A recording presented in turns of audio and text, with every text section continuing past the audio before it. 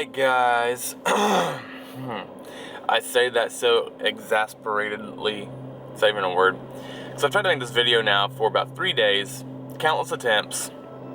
So I took some time, made some notes on my phone. I'm not going to drive on this one, and we're going to try this again. So I wanted to do a life update video. I wanted to also do a Q&A video with this, but I realized without this life update, you probably don't have a whole lot of questions. So I decided to do them separately.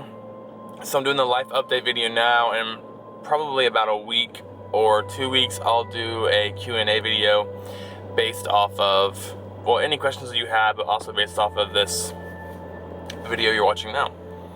So by the title, you know that this is not a normal life update. If you know me personally, you're like, yeah, okay, you know what I'm talking about.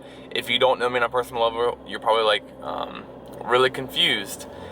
So life update, here we go. So back in 2015, when I was working at the Wilson Children's Home through Adams County Children's Services, I started the process of becoming a foster parent. It was something that I felt like God had told me to do, and I worked there already, so I'm like, you know, why not go ahead and take the classes and just get it over with, get it done, just do it. So long story short there, I ended up resigning from the children's home in 2015. Things didn't go exactly according to plan. It was a little messy, so I left the children's home. I completed like all but 2 of the classes, so I didn't finish the foster license. And I was kind of confused. I was kind of doubting God, and I'm like, God, I was pretty sure you called me to this. Like, why did this not work out? And at this point in my life, well, this was years ago, but I've got to learn to stop doubting God on things. So fast forward to about 2 years ago, I'm working at the counseling center where I currently work, but I was in housing, and I just heard God kind of like whisper in my ear again. He's like, hey, I told you to foster care, like be a foster parent.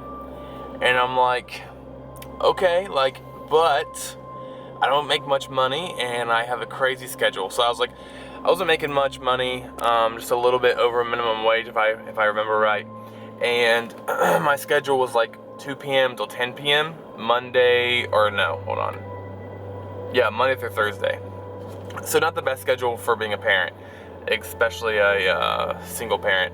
So I said, no, like I will, but not right now. It's not gonna work.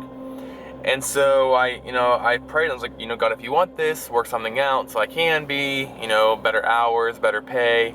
So I got a promotion to men's site supervisor, and the schedule was better as far as on paper. It was like 8 to 4, Monday through Friday. The pay was a little bit better. I was able to actually move out and get my own house at that point. Moved out of mom and dad's. So that was in 2016, I think, maybe 2017. That's not the point of this. Anyway, so God's like, hey, I told you to foster care. And I'm like, yeah, I will, but I still don't have a whole lot of money. Like, I need more money if I'm going to be a parent. So I pushed it off, and once again, I prayed, like, if it's something that you want, like, work it out, work my schedule out, work the pay out. So then in 2017, I got a pretty substantial promotion. I was Adams County supervisor, so I was over all of the Adams County housing. Pretty substantial raise, so I was doing pretty well. And God was like, hey, remember what I told you? I want you to be a foster parent. And I'm like, yeah, like, I hear you. It's all good and well, but like, my schedule's crazy, which it was. My like scheduled hours were like 8 to 4, but I would get phone calls all evening, texts. I'd have to go into work at all hours. Like, it honestly wouldn't have made sense to try to be a foster parent at that time. So once again, I prayed, and I'm like, God, if you want this to happen, work it out. You know the drill by now, right? So August of last year, so August 2018, I was offered a position in a clinical role for the counseling center.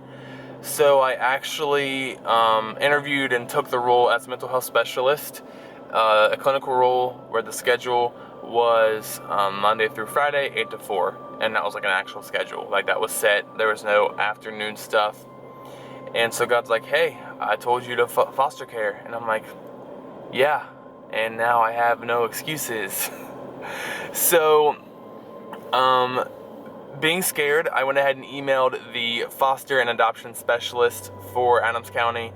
I emailed Dawn and I was like, hey, I want to get enrolled in the next classes. Like, hey, can you let me know when those are? And she replied back, she's like, sure, we actually have classes starting this month.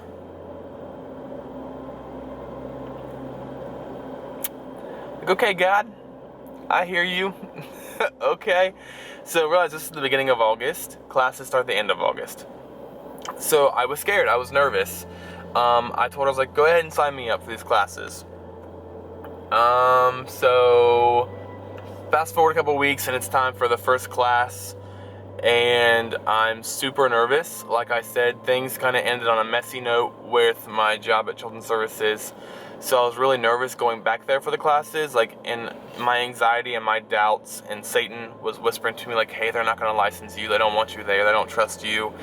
The list goes on and on and on. So the first day of the first class, I came home from work with a headache and I took a nap. And I woke up to go to class and the headache was still there. And I remember a deep anxiety setting in, and like to the point that I was shaking, my heart was racing, my thoughts were racing, and I remember just thinking like, I can't do this. Like, I can't do this. Like, I'm crazy. I'm a single person. Well, yeah, at this point I was completely single. I'm a single guy. They're not gonna want a single guy to be a foster parent. I don't have like the top of the line house, and I was making all those excuses, and I remember God just telling me, he's like, go. And at this point, I've been making excuses now for years. So I'm like, yeah, like, okay, I'm going. So I go, and I knew from the very first class the very reason that the devil was trying to keep me from going. I walked into a very welcoming environment, a very loving environment. Dawn, the specialist there, was like, she greeted me, said she was happy to have me there. She was excited that I was there. Our instructor, Kara, was awesome. And our entire class, so this is just how God works. Our instructor and our entire class were Christians. And so the topic of faith and salvation and all of that was openly and easily discussed within our classes. So that first class just kind of affirmed like, okay, God, this is what you want. I should have trusted you all along, but thank you for providing me a class that is all like-minded. So that was awesome. Couldn't have asked for anything better. So the classes ran the first week of August, all of September, and the first week of October. I got all of them. I didn't miss a single one. Excuse me. And so first week of October, I was done with my pre-service training to be a foster parent for the state of Ohio. Granted, in the midst of all this, I did a stack of paperwork about this thick. I completed that. A lot of questions, a lot of personal information, on and on and on. So I completed the class, and then I knew the next step was my home study, where Dawn actually comes to my house, looks over the house, makes sure that it's in code, regulation, whatever, for the requirements for Ohio. So I had to not do a whole lot, but clean up certain areas of the house, get a fire extinguisher, more smoke alarms, things like that. Just putting chemicals in a certain area, locking up medications. Nothing too drastic, but just stuff that had to be done.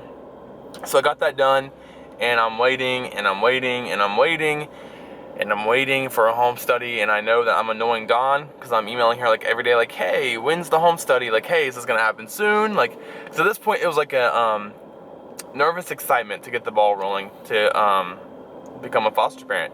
God had given me back the passion that I felt before, once I finally let go of the fear and doubt and worries.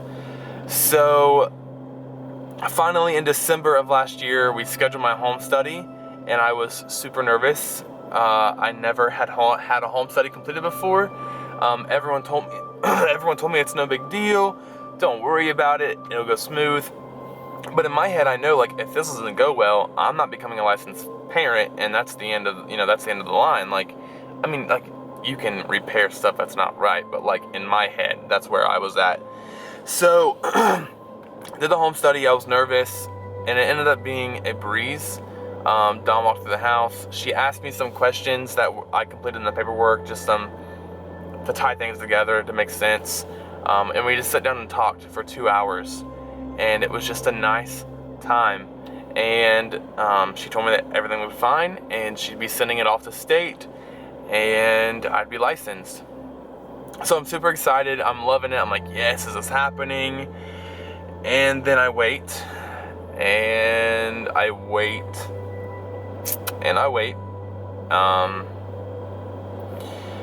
I think finally I figured out that I had gotten licensed like January 21st or 23rd of this year, so 2019. I finally was told that I was licensed. I was approved, it was sent to the state, everything's good to go. Finally, after that, maybe in February, I actually got my physical license in the mail. So, in my head, I'm thinking, okay, I'm licensed. There's a great need for foster parents. There's tons of kids in the system. I'm gonna get a kid like next week. And I didn't. And, weeks went by and nothing happened. And I'm thinking, like, are they just looking over me because I am a single parent, because I am a single dad? Like, is this why they're looking over me? And so a lot of doubt began to fill my mind again. And I remember, and like, this is where I'm actually like starting to like understand, like, no, God, you told me to do this. You worked it out. You gave me an awesome class. You made the home study go well. Like, you're going to work this out. You're going to be in this, and it's going to go according to your plan. My camera shut off because it got too hot, so I'm going to hold it instead of setting up in the window. It was flashing a symbol, but I didn't know what that symbol meant. I honestly thought it meant that it couldn't focus on my face because my glasses were reflecting. But I guess now I know that means that the camera's getting too hot and it's going to shut off. So anyway, I think where I was at, I didn't get a kid right away like I thought, but I decided like to trust God because He had worked everything out prior to this.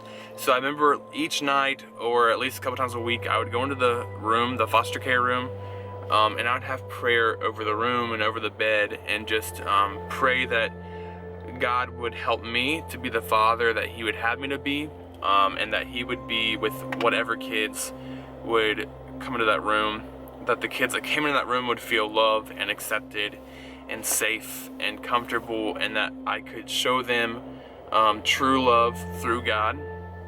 And so I did that, and I did that for a long time.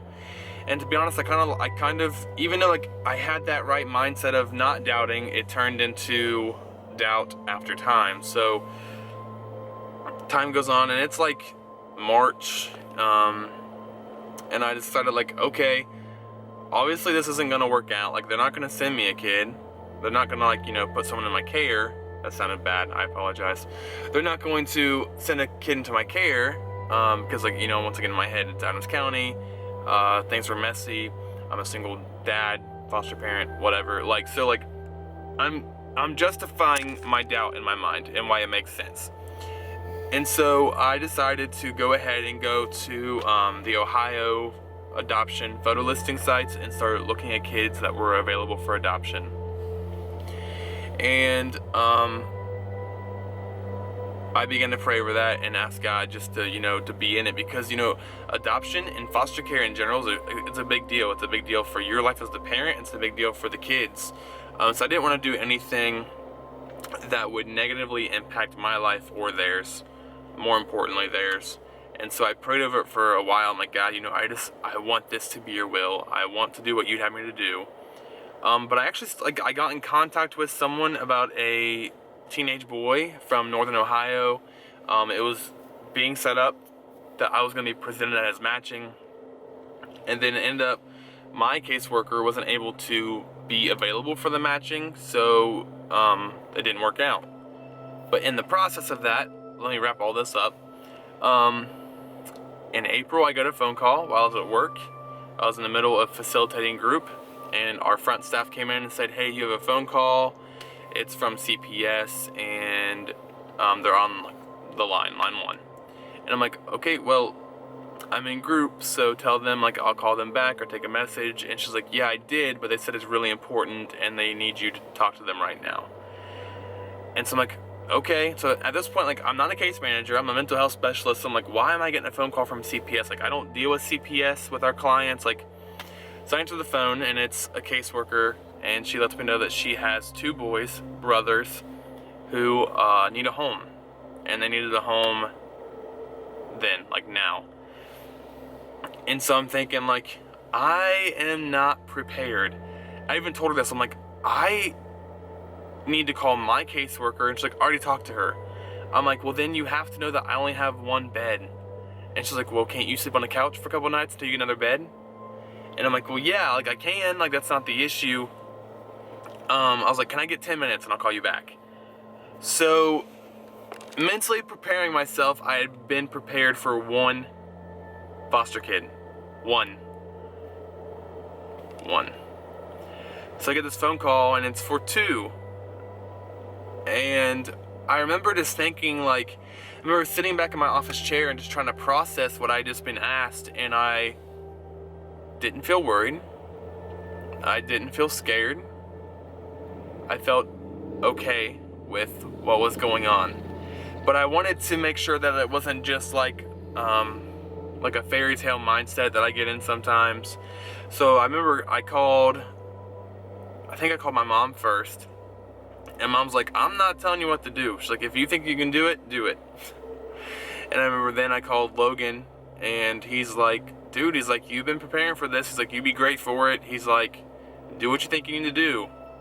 I'm like, okay. So I call Emily, and Emily's like, I don't know what to tell you. Like, do what you want to do.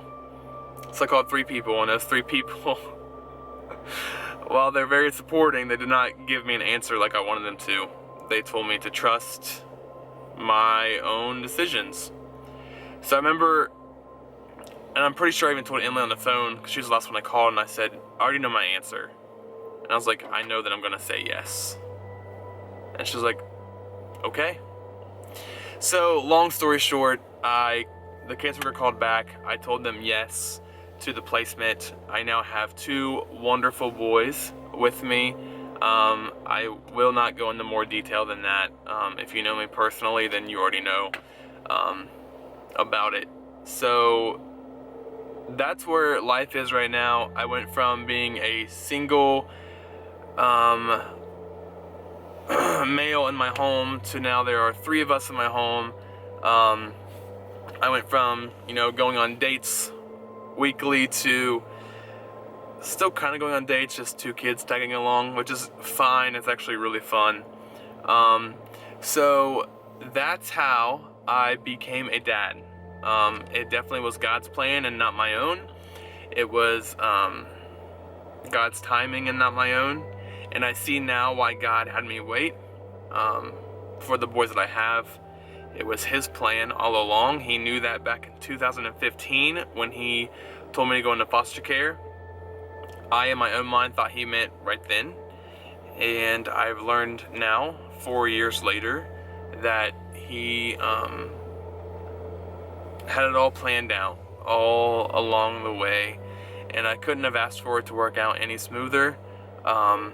You will get more details much later on. That's about all I can say. So now that you know that information, if you have any questions regarding the foster care system, my life as a foster parent, I cannot and will not answer any questions about my children and my care, obviously. But if you have any kind of general questions or questions about like me and like what that means for me and how like I'm handling it and all that kind of stuff, like by all means ask those questions. As always, if you are not subscribed, please subscribe. If you would like this video, leave a comment, anything. I know for some of you that know me but not like super close know me, this may be a complete shock to you, and I'm sorry that I didn't get to tell you in person as I would have wanted to, but that's my life update. Thanks for watching.